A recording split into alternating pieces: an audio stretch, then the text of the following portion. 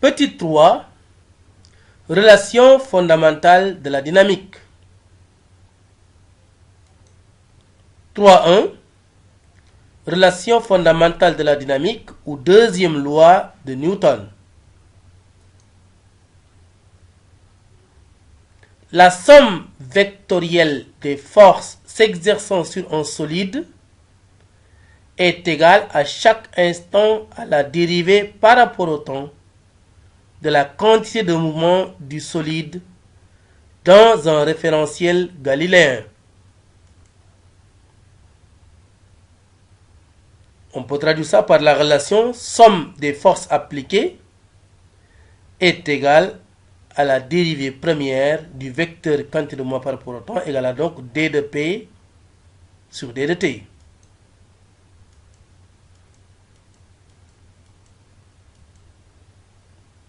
Conséquence de la relation fondamentale de la dynamique. 3.2. Théorème du centre d'inertie. Puisqu'on a somme des forces extérieures appliquées à un système est égal à la dérivée de P par rapport au temps, or P est égal à M fois VG, on l'a vu un peu plus haut quand on voyait le vecteur quantité de mouvement, en remplaçant P par son expression, on aura somme des forces est égal à la dérivée de MVG par rapport au temps. M étant une constante, on peut la sortir. On aura somme des forces est égal à MD de VG par rapport au temps.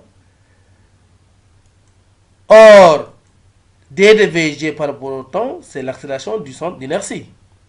Ce qui implique que somme des forces est égale à MAG.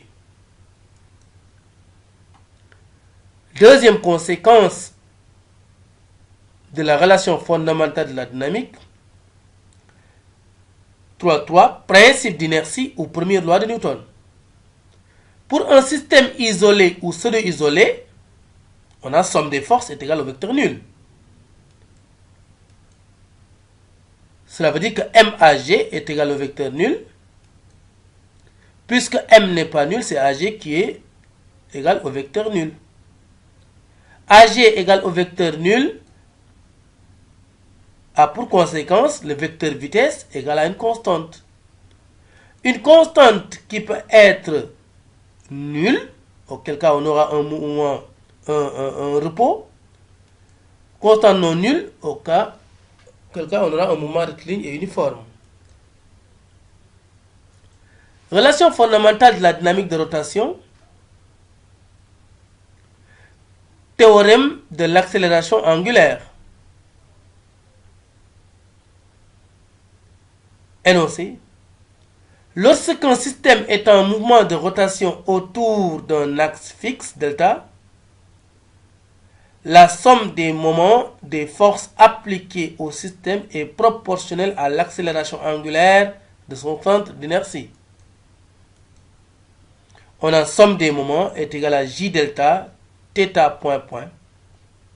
J delta étant le moment d'inertie du solide par rapport à l'axe, θ point point étant égal à l'accélération angulaire.